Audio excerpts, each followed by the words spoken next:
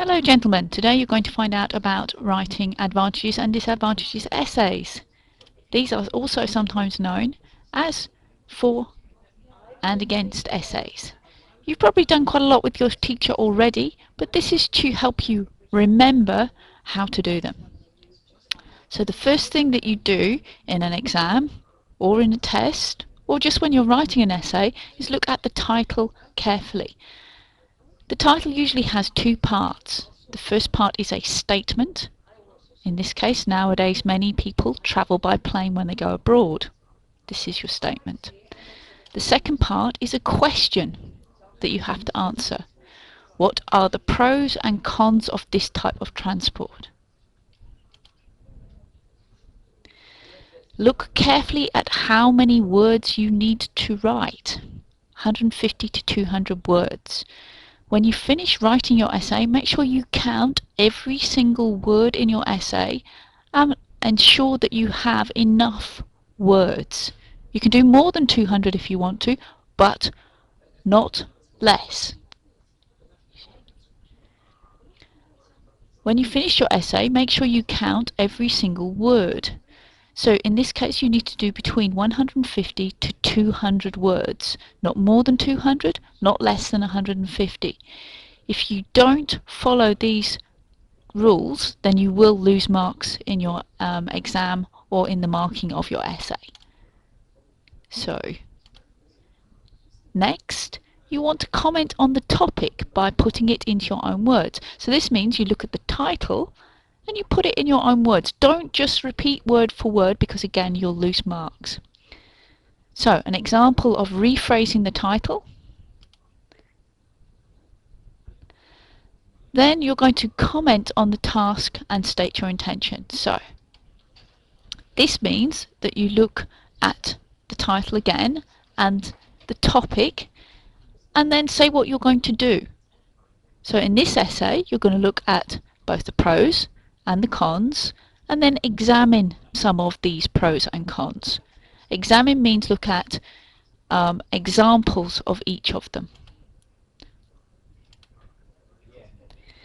So now you have your first paragraph that should look something like this.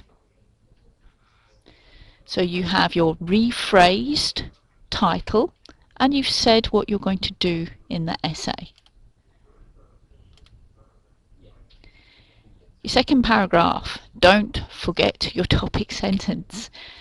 You're going to talk about the advantages. You're going to write about the advantages of air travel.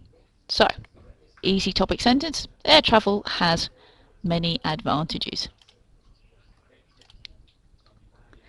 Then you need supporting sentences.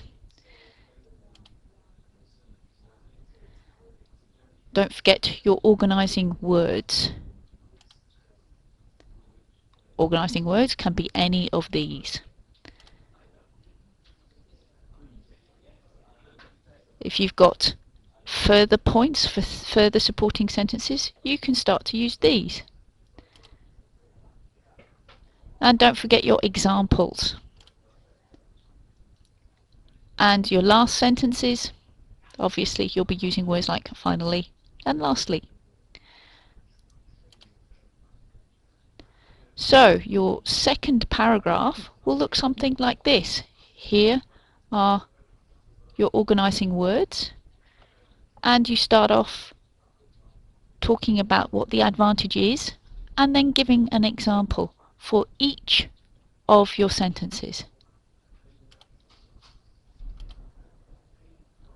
Then you move on to your third paragraph, again starting with a topic sentence.